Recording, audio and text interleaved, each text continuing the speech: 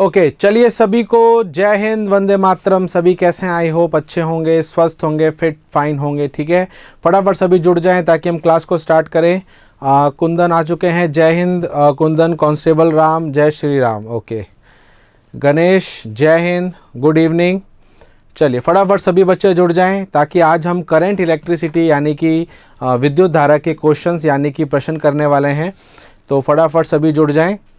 उससे पहले मैं आप सभी को बताना चाहता हूं कि शौर्य भारत की जो बुक्स हैं, जिनको अब आप घर बैठे भी मंगा सकते हैं, पढ़ सकते हैं, उससे अपनी प्रिपरेशन और अच्छी कर सकते हैं। नोट्स के थ्रू एमसीक्यूज़, बहुत सारे आपको एमसीक्यूज़ मिलेंगे, क्वेश्चंस मिलेंगे, प्लस मॉडल टेस्ट पेपर्स मिलेंगे। तो ये सारी चीज़ें आपको उस बुक में मिलने वाली है। तो प्लीज़ इन बुक को आप ऑर्डर कर सकते हैं।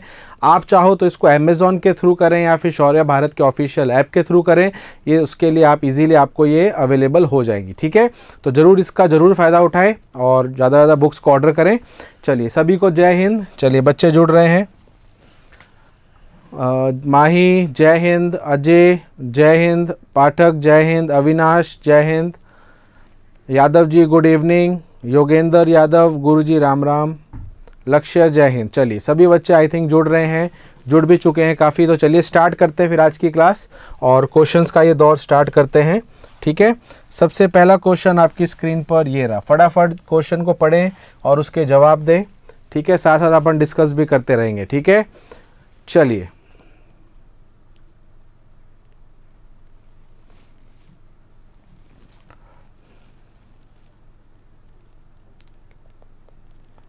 जय हिंद सुधांशु, जय हिंद कुंदन, दलाराम जय हिंद, भूमिहार जय हिंद, राहुल जय हिंद। चलिए पहले का आंसर आना स्टार्ट हो गया है। अजय कह रहे हैं डी है, पाठक कह रहे हैं डी है। देखिए क्वेश्चन को एक बार पढ़ लेते हैं। क्वेश्चन यहाँ पर क्या कह रहा है?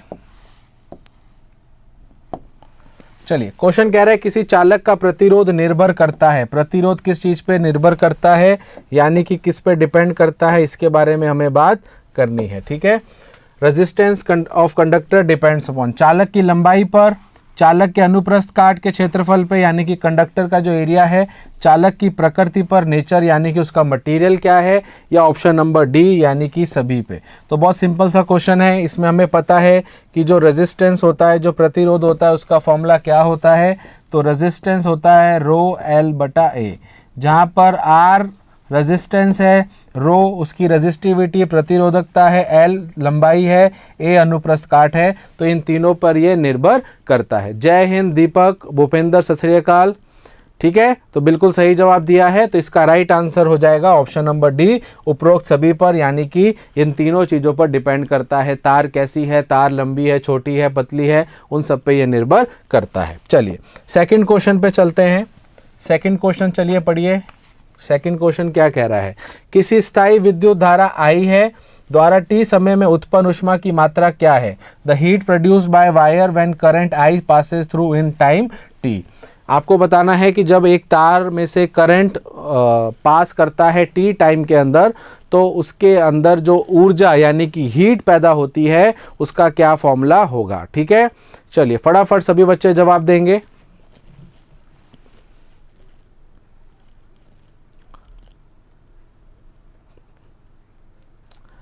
चलिए नाम सभी के बाद में ले लेना, पहले क्वेश्चन के जवाब दो। ठीक है, चलिए बी आ रहा है। वेरी गुड बच्चों। अब देखिए आपको मैंने बताया था कि जो हीट होती है वो असल में एक तरीके की एनर्जी है। हीट जो है असल में एक तरीके की ऊर्जा है। अब ऊर्जा के हमें तीन फॉर्मूले कैसे ध्यान रखने हैं? पावर वाले फॉर्मूले से। पावर का एक फॉर्मूला होता है वी आई, एक होता है वी स्क्वायर बटा आर, एक होता है आई स्क्वायर इंटू आर। तो ये तीनों फॉर्मूले किसके हैं? पावर के हैं। अगर पावर को समय के साथ गुणा कर दें, मल्टीप्लाई कर दें, तो ऑटोमेटिकली ये ऊर्जा के यानी कि एनर्जी के फॉर्मूले बन जाएंगे। ठीक है, तो हमें ध्यान यह रखना है कि इसमें कौन सा फॉर्मूला सही है। देखो पहला वाला फॉर्मूला वी टी है जो गलत है, क्योंकि या तो वी आई टी होता तो ये सही होता। अगला देखते हैं वी आई टी, बिल्कुल सही है। वी आई टी पावर को समय से मल्टीप्लाई करते हैं, पावर वी आई भी होती है, तो ये बिल्कुल सही बैठ रहा है। अगले वाला गलत क्यों है? क्योंकि आप देख सकते हैं यहाँ पर टाइम को डिवाइड कर दिया, जो कि गलत है। और इस वाले में भी गलत है, VT इंटू अपॉन आई नहीं होता, VI अपॉन T होता है। तो इसका करेक्ट आंसर हो जाएगा ऑप्शन नंबर बी, और सभी ने बिल्कुल सही जवाब भी दिया है। इसके अलावा और क्या हो सकता है, इसके अलावा I स्क्वायर RT भी हो सकता है, इसके अलावा V स्क्वायर बटा RT भी हो सकता है। तो ये भी पॉसिबल आंसर हो सकते हैं, बट अभी ऑप्शन में ऐसा कुछ हमें डिस्कस नहीं किया है, तो इसीलिए इसका राइट आंसर हो जाएगा ऑप्शन नंबर बी। चलिए थर्ड क्वेश्चन की ओर चलते हैं, फटाफट बताएं। थर्ड क्वेश्चन एक बार मैं पढ़ देता हूं। थर्ड क्वेश्चन कह रहा है, जिन पदार्थों में विद्युत मुक्त रूप से प्रवाहित हो सकती है उन्हें हम क्या कहते हैं।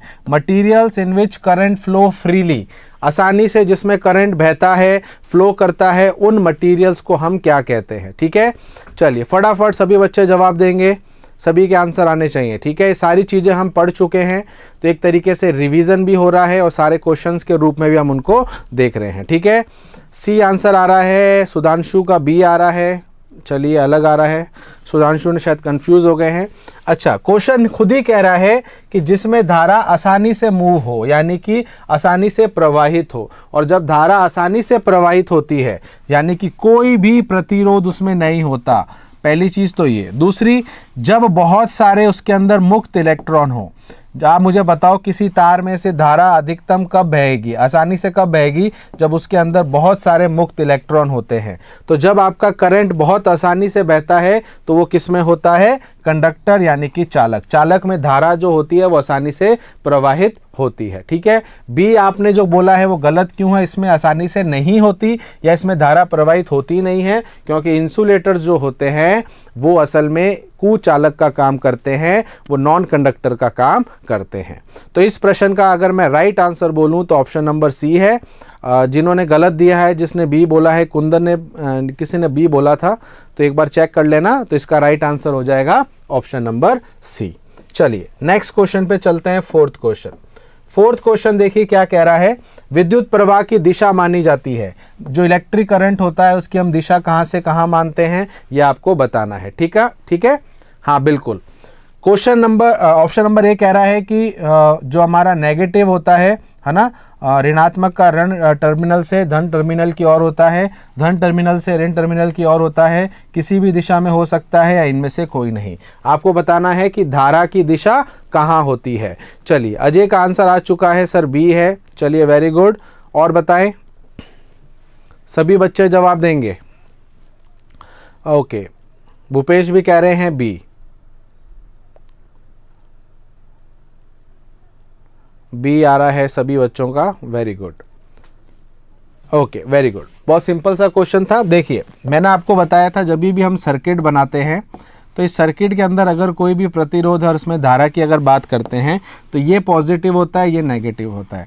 अगर आपसे पूछ ले इलेक्ट्रॉन की दिशा क्या है तो ये इलेक्ट्रॉन की दिशा है, बट अगर आपसे वो पूछ ले नहीं धारा की दिशा बताओ तो धारा की दिशा ये होती है। तो करंट की दिशा होती है प्लस से माइनस की ओर। कहाँ से, प्लस से माइनस की ओर। तो हमें धन से टर्मिनल यानी कि पॉजिटिव से नेगेटिव की ओर होती है। तो इसका राइट आंसर हो जाएगा ऑप्शन नंबर बी। बिल्कुल सही दिया है, इसका राइट आंसर हो जाएगा ऑप्शन नंबर बी। क्लियर है सभी को, वेरी गुड। चलिए नेक्स्ट चलते हैं फिफ्थ क्वेश्चन पे देखते हैं। चलिए फिफ्थ क्वेश्चन एक छोटा सा न्यूमेरिकल है, इसका जवाब भी आप सभी हमें देंगे। फटाफट क्वेश्चन को पढ़ें और इसका जवाब दें। ठीक है, क्वेश्चन कह रहा है कोई विद्युत बल्ब है जो 220 वोल्ट के जनित्र से संयोजित है। यदि बल्ब में 0.50 विद्युत धारा प्रवाहित होती है तो बल्ब की शक्ति क्या होगी। ठीक है, 0.50 एम्पियर का करंट पास हो रहा है एक बल्ब से, कितने वोल्टेज के अक्रॉस, 220 वोल्टेज के अक्रॉस हो रहा है। तो आपको बताना है इसकी पावर क्या होगी। ठीक है, नहीं, कार्बन सेमीकंडक्टर नहीं है सुधांशु, कार्बन सेमीकंडक्टर नहीं है। हाँ बिल्कुल, कार्बन इंसुलेटर है, नॉन कंडक्टर है। सेमीकंडक्टर तो सिलिका जर्मेनियम ये होते हैं। ठीक है, नहीं सेमीकंडक्टर नहीं है कार्बन। ओके, यहाँ पर आ जाओ। अब आपसे पूछा गया क्या है, शक्ति यानी कि पावर।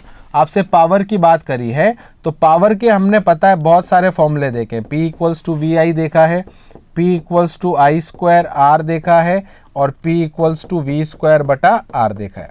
अगर मैं बात करूं कि कौन सा फॉर्मूला हमारे यहाँ पर सेट बैठेगा, तो बहुत सिंपल है, हमें देखना है क्वेश्चन में क्या क्या दिया हुआ है। तो क्वेश्चन में एक तो दिया हुआ है v, इसके अलावा हमें दिया हुआ है i, तो पहला ही फॉर्मूला हमारा लग जाएगा। ठीक है, तो इस तरीके से आप इन क्वेश्चंस को डील करेंगे, जो चीज़ दी हुई होती है उनके हिसाब से आपको फॉर्मूला देखना है। तो P = VI वाला फॉर्मूला रखेंगे, जहाँ पर V कितना है, V हमारा 220 वोल्ट है और I कितना है, I हमारा 0.50 है।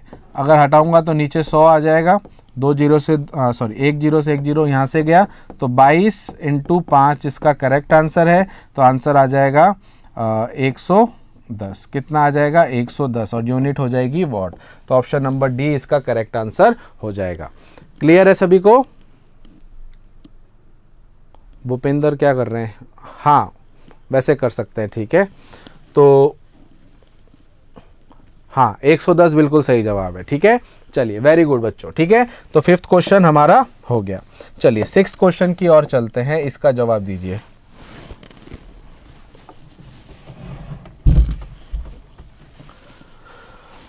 ओके, 6th क्वेश्चन की यहां पर हम बात करते हैं।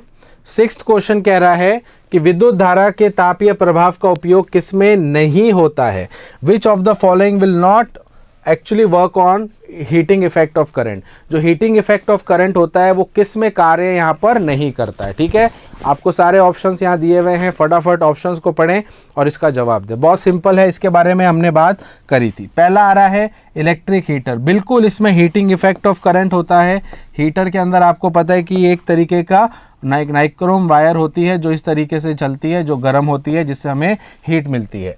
इलेक्ट्रिक प्रेस यानी कि विद्युत इस्त्री, बिल्कुल ये दोनों के दोनों विद्युत प्रभाव मतलब हीटिंग इफेक्ट यानी कि उष्मीय प्रभाव पे कार्य करते हैं। विद्युत बल्ब और विद्युत पंखा, अच्छा बल्ब भी होता है वो भी कार्य करता है, पंखा जो होता है वो नहीं करता है। पंखा जो होता है वो नहीं करता है, तो पंखा होगा। विद्युत बल्ब भी आपको पता है हीटिंग इफेक्ट की वजह से ही ग्लो करता है, ग्लो करने की वजह से हमें लाइट देखने को मिलती है। ठीक है, बात समझ में आ गई? तो इसका मतलब ये है कि इस क्वेश्चन का राइट आंसर हो जाएगा ऑप्शन नंबर डी। और ये सारे के सारे हीटिंग इफेक्ट ऑफ करंट यानी कि धारा का विद्युत प्रभाव जो है उसके ऊपर कार्य करते हैं। ठीक है, चलिए नेक्स्ट क्वेश्चन की ओर चलते हैं, 7th क्वेश्चन पे। चलिए 7th क्वेश्चन थोड़ा सा न्यूमेरिकल जैसा है, थोड़ा सा न्यूमेरिकल है, इसमें ट्राई करें। ठीक है, चलिए 7th क्वेश्चन को ट्राई करें।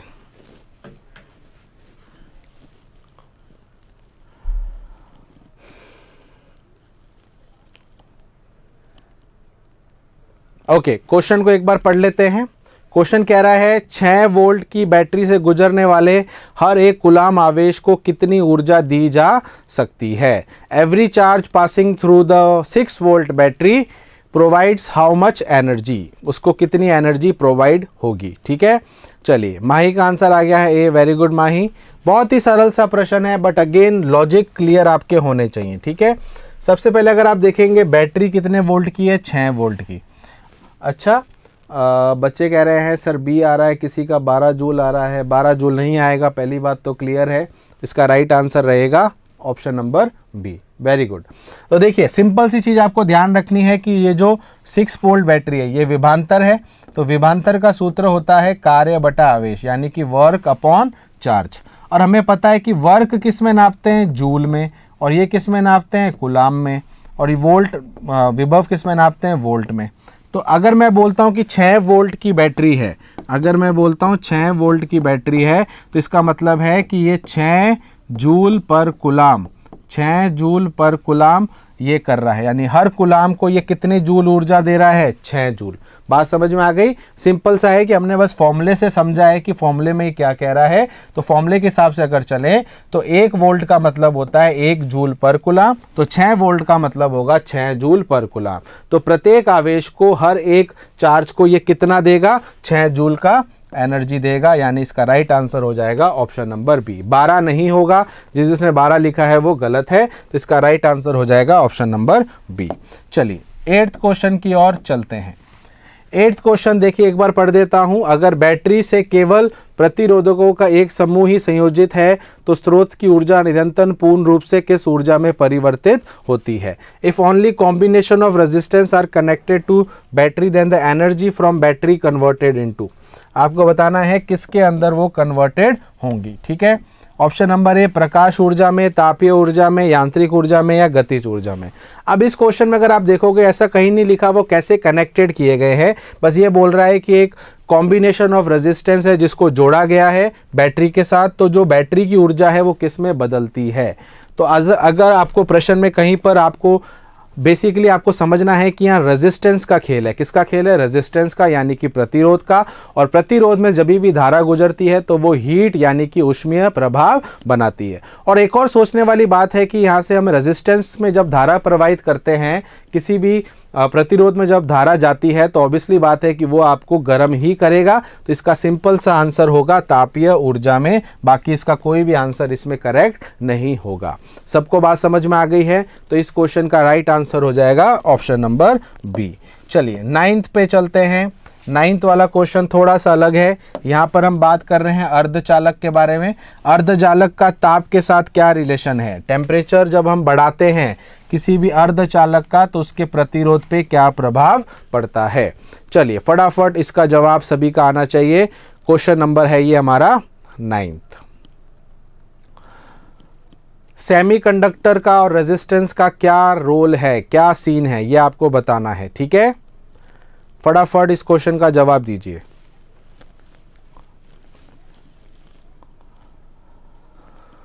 चलिए आंसर आज से स्टार्ट हो गए हैं, वेरी गुड। ए आ रहे हैं, किसी के बी आ रहे हैं, चेक करें 9th का ए है कि बी है।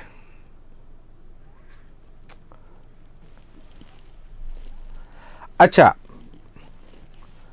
मेरी बात सुनो, यहाँ पर सबसे पहली बात तो ये है कि जब हम ताप को बढ़ाते हैं, है ना, बेसिकली आप इसको ऐसे समझो कि जब हम कंडक्टर की बात करते हैं, जब हम चालक की बात करते हैं, तो जो भी हम चालक में पढ़ते हैं उसका यहाँ पर उल्टा हो जाएगा। क्या हो जाएगा, उल्टा। बात समझ में आ रही है। इसका मतलब ये है कि जब हम नॉर्मल कंडक्टर की बात करते हैं, किसकी, चालक की बात करते हैं, तो कंडक्टर के अंदर क्या होता है कि जब आप तापमान बढ़ाते हैं तो प्रतिरोध बढ़ता है और धारा आपकी घटती है।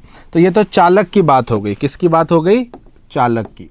बट जब मैं बात करता हूं अर्धचालक की, तो जब मैं अर्धचालक की बात करूंगा यानी कि सेमीकंडक्टर की बात करूंगा तो जस्ट इसमें उल्टा होता है। अब इसमें अगर आप तापमान को बढ़ाएंगे तो प्रतिरोध घटेगा और धारा बढ़ेगी। तो यहाँ पर आपको बस ये चीज़ ध्यान रखनी है कि अर्धचालक में यानी कि अगर आप बात करते हैं किसकी, सेमीकंडक्टर की, तो उसमें जस्ट इसका उल्टा होता है। तो ध्यान रखना, जो चालक में आपने पढ़ा है उसका विपरीत यहाँ पर कर देना। तो टेम्परेचर बढ़ने से आपसे रेजिस्टेंस का पूछा है कि धारा का पूछा है, आपसे रेजिस्टेंस यानी कि प्रतिरोध का पूछा है। तो अगर प्रतिरोध की बात करें तो टेम्परेचर बढ़ने पर प्रतिरोध घटता है, बट अगर आपसे धारा बोलते तो आप धारा को बढ़ाओगे। क्लियर है सभी को। जिसने ए लिखा है वो गलत है।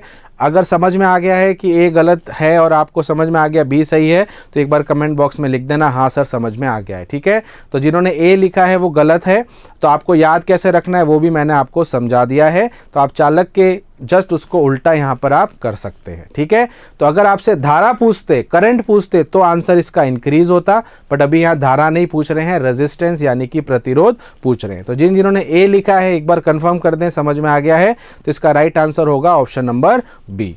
क्लियर है, वेरी गुड भूपेंद्र। चलिए आगे चलते हैं नेक्स्ट क्वेश्चन पे। क्वेश्चन नंबर 10th देखते हैं। चलिए 10th क्वेश्चन नंबर क्या कह रहा है, 10th क्वेश्चन ये कह रहा है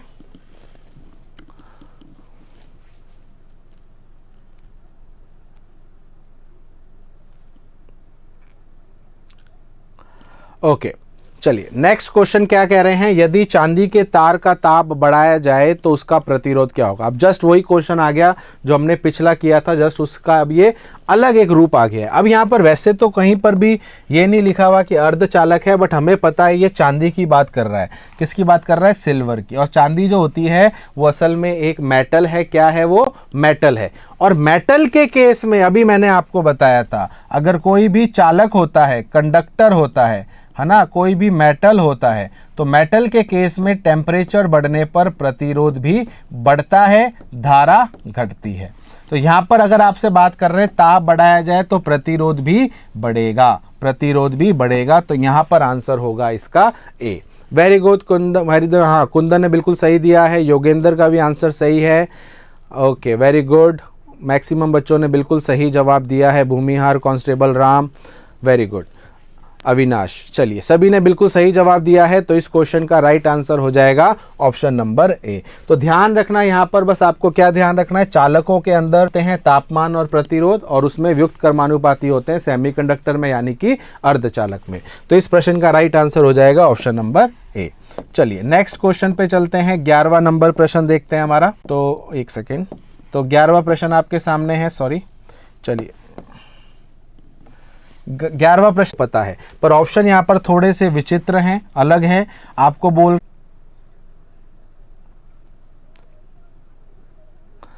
अच्छा वीडियो अटक तो नहीं रही है किसी की?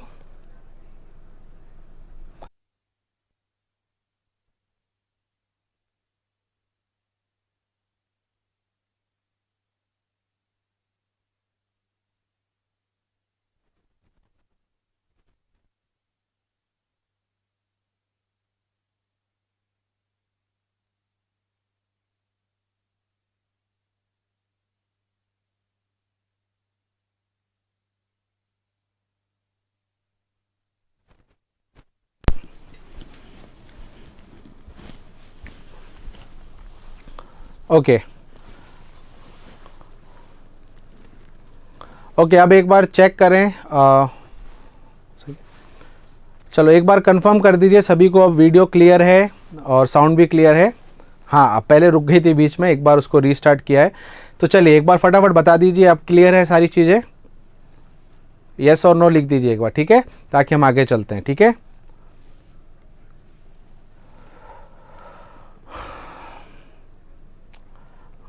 चलिए एक बार क्लियर है सभी को, ओके गुड।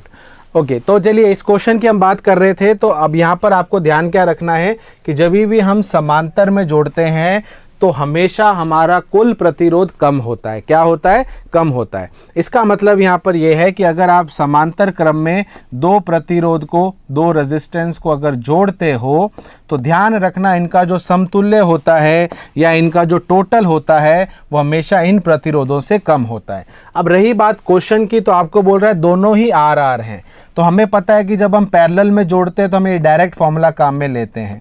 तो R बाय N करेंगे तो R/2 हो जाएगा। सोचने वाली बात है कि हमारा जो टोटल प्रतिरोध है वो हो जाएगा R/2, और हमें पता है कि वो R से कम है कि ज़्यादा है? कम है, तो इसका right answer option number B हो जाएगा। वेरी गुड बच्चों, समझ में आया, लॉजिक समझ में आना जरूरी है। तो इस क्वेश्चन का राइट आंसर हो जाएगा ऑप्शन नंबर बी। चलिए अगले क्वेश्चन पे चलते हैं, 12वां प्रश्न देखते हैं, ठीक है। 12वां प्रश्न देखिए क्या कह रहा है। यदि चार समान प्रतिरोध को श्रेणी क्रम में जोड़ा जाता है तो उनका तुल्य प्रतिरोध 20 ओम होता है। प्रत्येक प्रतिरोध कितना होगा? तो इसमें भी आप ये डायरेक्ट फॉर्मूला काम में ले सकते हैं जो मैंने अभी आपको यहाँ पर बताया है, ठीक है। अब ये कह रहा है कि चार इक्वल रेजिस्टेंस हैं और उन सभी को सीरीज में जोड़ा गया है। अब यहाँ पर बहुत सिंपल सी चीज़ है कि चारों के चारों इक्वल हैं, यानी कि सेम प्रतिरोध के हैं और उनको सीरीज में जोड़ा गया है। तो हमारा आर टोटल हो जाएगा एन आर। क्या हो जाएगा? N R. आर टोटल हमारा जो हमारा टोटल यानी कि कुल प्रतिरोध है, एन कितने प्रतिरोध हैं, और आर हमारे हर रेजिस्टेंस का प्रतिरोध, मतलब हर एक तार का रेजिस्टेंस, ठीक है। अब आर टोटल आपको बोला हुआ है कि रिजल्टेंट हो जाएगा 20 ओम। तो 20 किसके बराबर हो गया? एन। एन मतलब कितने हैं? तो 4 हैं, 4 इंटू आर। तो आर आपसे पूछा गया था, तो आर हो जाएगा 20/4। आंसर हो गया आपका 5 ओम। कितना हो गया? 5 ओम। बहुत ही सरल सा प्रश्न, ठीक है, हलवा प्रश्न है, ठीक है।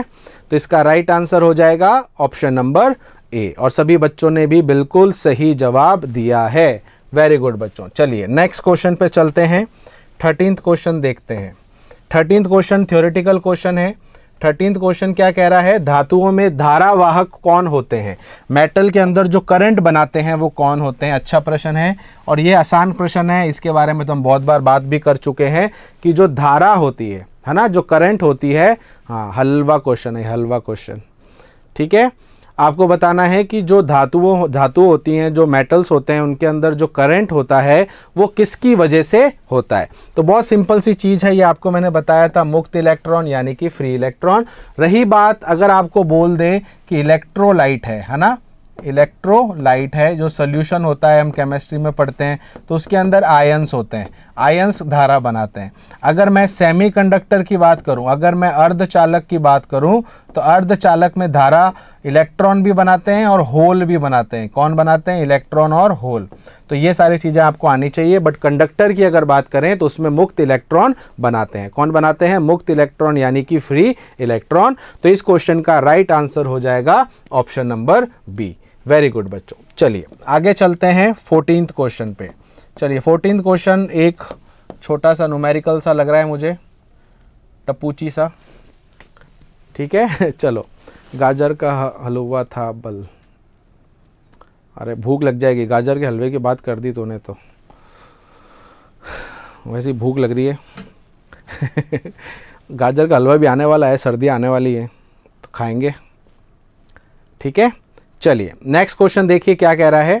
एक बल्ब जो है वो 1 मिनट में 120 कूलम आवेश प्रवाहित हो रहा है, तो विद्युत धारा का मान ज्ञात कीजिए। वाह, इतना आसान प्रश्न है, ये तो आप ऐसे ही कर देंगे, बिना सोचे समझे ऐसे ही कर देंगे। अच्छा, बस ध्यान यहाँ पर देना है कि आपको यूनिट का यानी कि मात्रक का ध्यान रखना है। और जब हम यूनिट की बात करते हैं तो आपको समय हमेशा सेकंड में लेना है। किस में लेना है? सेकंड में। बस हो जाएगा क्वेश्चन।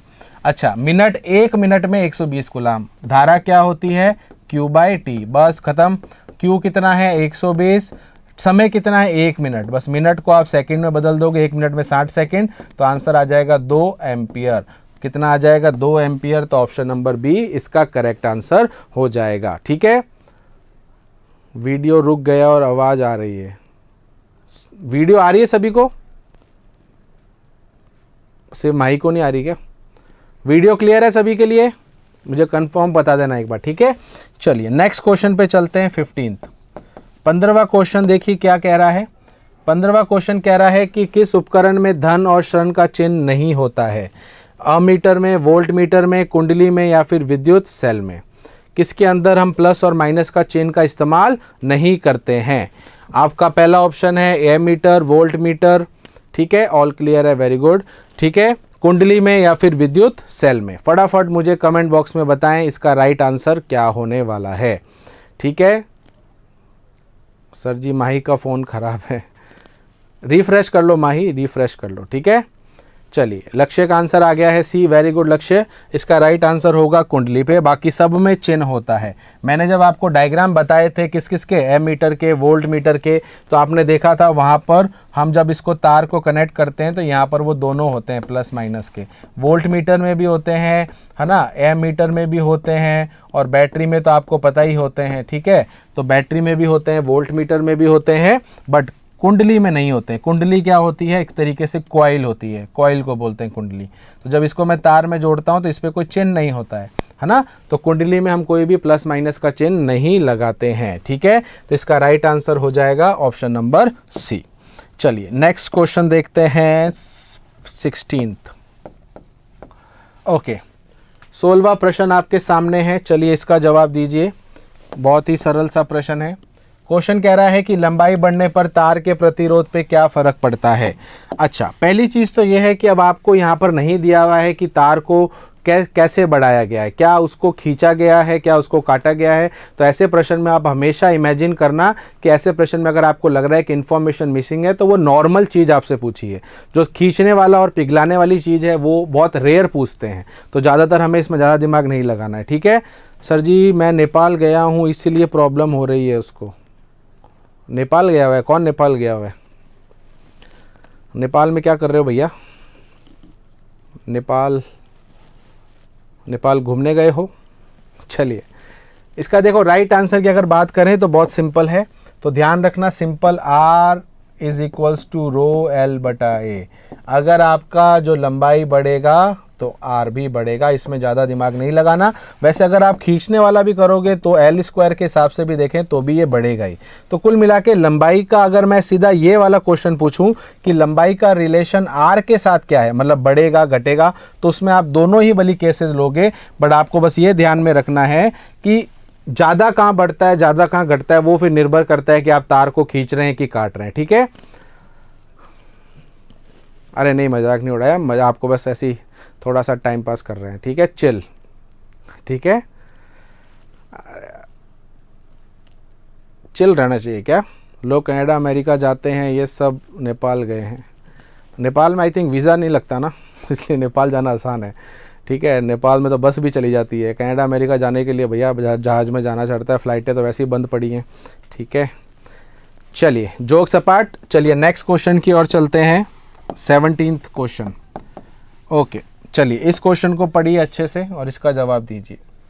यदि 5 समान प्रतिरोधों को समांतर क्रम में जोड़ने पर उनका तुल्य प्रतिरोध 10 ओम है, तो वही सेम क्वेश्चन आ गया है जो पहले सीरीज में था।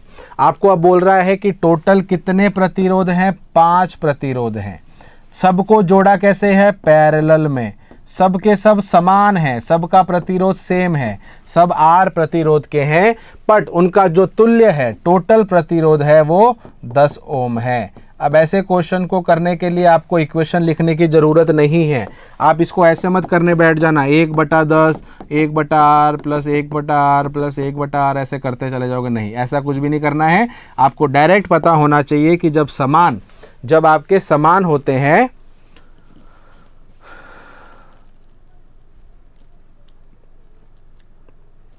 नेपाल जाना है मुझे भी, नेपाल काफ़ी अच्छी जगह है।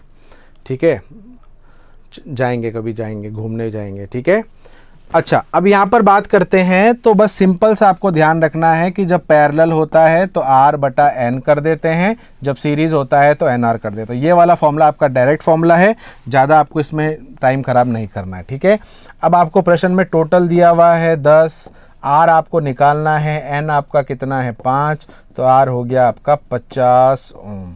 तो ऑप्शन नंबर ए करेक्ट हो जाएगा। चलें आगे। ओके, चलिए 17th हो गया। 18th क्वेश्चन को देखते हैं। 18th क्वेश्चन क्या कह रहा है? 1 वॉट आर कितने जूल के बराबर है? आपको बताना है 1 वॉट आर कितने जूल के बराबर है। अच्छा प्रश्न है, बहुत अच्छा प्रश्न है, बिकॉज हमने किलो वॉट में किया है, ये वॉट आर पूछ रहा है, तो इसमें अब रटा हुआ काम नहीं आएगा, इसको आपको समझ के करना होगा। 1 वॉट आर में कितने जूल होते हैं? चलिए फटाफट सभी बच्चे जवाब देंगे।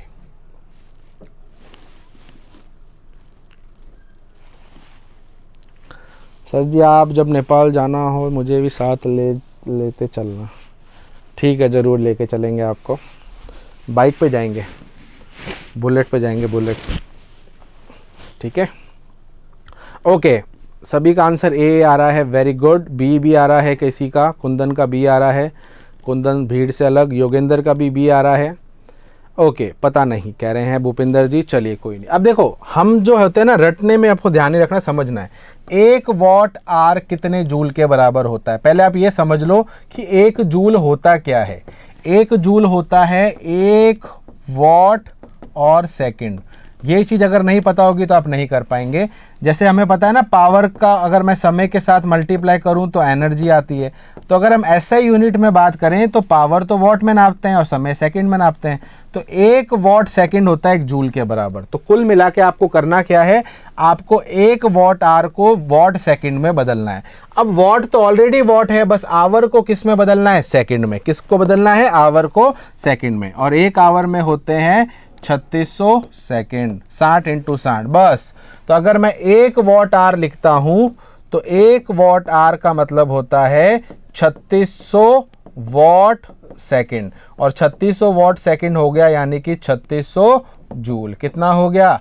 3600 जूल, क्योंकि 60 × 60 हमें करना है। ठीक है, तो इसका right answer option number A हो जाएगा। बी नहीं होगा कुंदन। अच्छा कुंदन अब ए कर लिया, डी कर रहे हैं सुनील जी। सुनील जी डी तो कैसे ही हो सकता है, किसी भी हालात में नहीं होगा डी।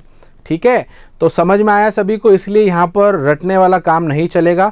जो हम करते हैं वो अलग था, हम जो पढ़ते थे वो 1 किलोवाट आवर होता था, उसमें आपको किलोवाट को भी चेंज करना पड़ता है, आवर को भी चेंज करना पड़ता है। तो वहाँ पर आप 1000 को गुणा करते हो 3600 से, तो वहाँ पर आंसर आपका आता है 36 × 10 की घात 5 या फिर 3.6 × 10 की पावर 6 जूल। ये तब आता है जब आप 1 किलोवाट आवर को बदलते हो, बट यहाँ पर वॉट आवर है तो वॉट आवर में वॉट तो ऑलरेडी वॉट है, बस आवर को सेकंड में चेंज करना है। तो इसका राइट आंसर हो जाएगा option number A. Okay Bhupendra, very good, समझ में आ गया, अच्छी बात है। चलिए नेक्स्ट क्वेश्चन देखते हैं। 19th क्वेश्चन देखिए क्या कह रहा है। 19th क्वेश्चन बहुत सरल सा क्वेश्चन है। ओम का नियम में अचर राशि क्या है? अरे वाह क्या क्वेश्चन है, इतना मुश्किल क्वेश्चन। देखिए ओम्स लॉ की यहाँ पर बात कर रहे हैं। ठीक है, मैं रट लिया था सर जी। हाँ, रटना नहीं है, मैं ये आपको समझा रहा हूँ, ठीक है। किलोवाट आवर होता है तो अलग आंसर होता है, ठीक है। कुंदन दल बदलू नेता है।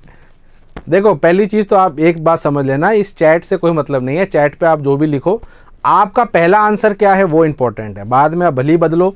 मेरे को कुछ समझाने से अच्छा आपके लिए ये है कि आप बस समझ लो, बस यहाँ पर बदलने से कोई मतलब नहीं है। समझ में आएगा तो ही आप आंसर लिखना, ठीक है। चलिए, कोई दल बदलू नहीं है, बस ठीक है। आपको शर्म आती होगी यार मैं गलत क्यों दे रहा हूँ, कोई दिक्कत नहीं है। अगर आपको समझ में आ गया कि मैंने गलत दे दिया तो कोई बात नहीं, लिखने से यहाँ से कुछ फ़र्क नहीं पड़ेगा। मैं किसी को जज नहीं करता हूँ, स्टूडेंट्स को तो बिल्कुल ही नहीं करता हूँ कि कौन अच्छा है कौन, सब अच्छे हैं, ठीक है, मेरे लिए सभी अच्छे हैं। बट गलत आंसर अगर आप देते हो तो मेरा बस ये कहते हैं ना, कर्तव्य ये है कि आपको वो सही करा के याद करा दूँ, ठीक है। बाकी मैं किसी को यहाँ जज नहीं करता हूँ, ठीक है।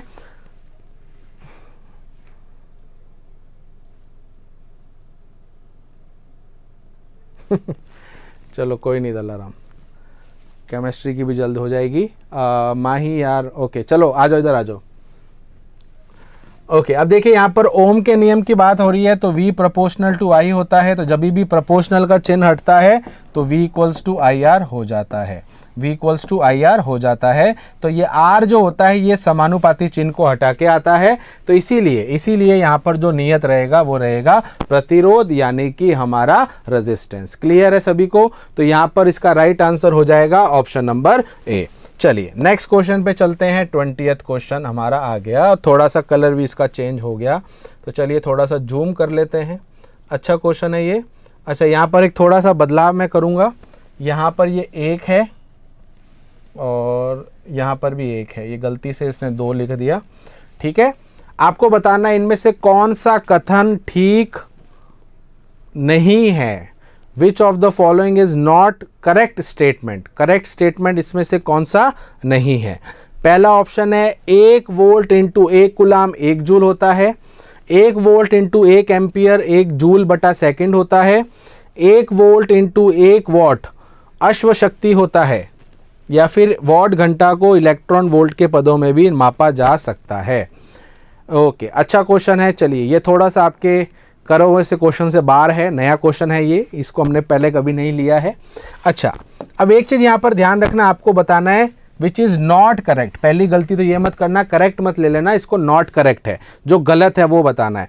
तो पहला जो है ये वोल्ट कुलाम है, तो वोल्ट कुलाम से आपको क्या याद आ जाना चाहिए? वोल्ट का फॉर्मूला, वोल्ट होता है जूल पर कुलाम, ठीक है। तो हमारा जूल किसके बराबर हो गया? वोल्ट कुलाम। तो पहला वाला तो सही है, बट हमें तो गलत ढूंढना है।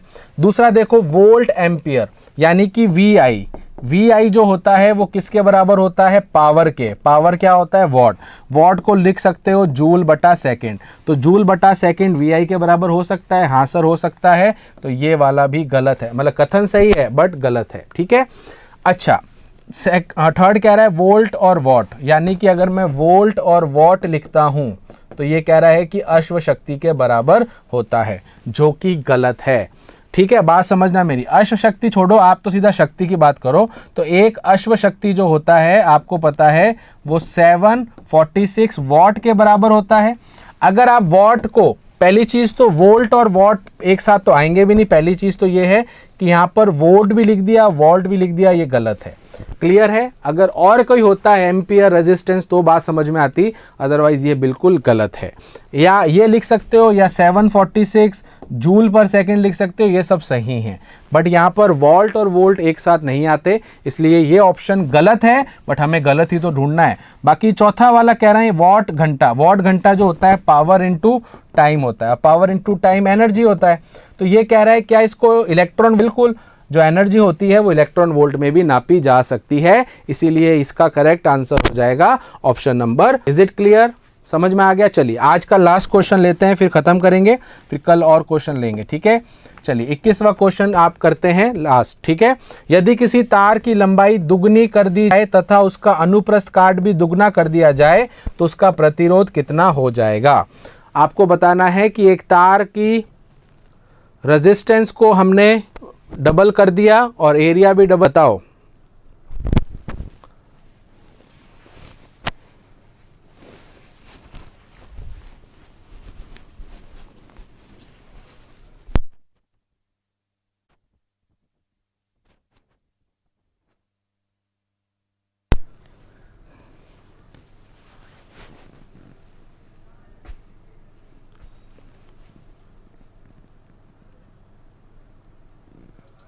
ठीक है, ओके। तो चलिए इसका जवाब आप चैट में आपने दे दिया है, कल इसको हम डिस्कस कर लेंगे, ठीक है। अभी टाइम हो चुका है, बफरिंग हो रही थी, वापस रीस्टार्ट किया है आप सभी को अलविदा कहने के लिए। चलिए इसी के साथ आज की क्लास को हम यहाँ एंड करेंगे, कल हम इसी क्वेश्चन से आगे क्लास को कंटिन्यू करेंगे। तब तक आप सभी अपना ध्यान रखना, तब तक सभी को जय हिंद, वंदे मातरम।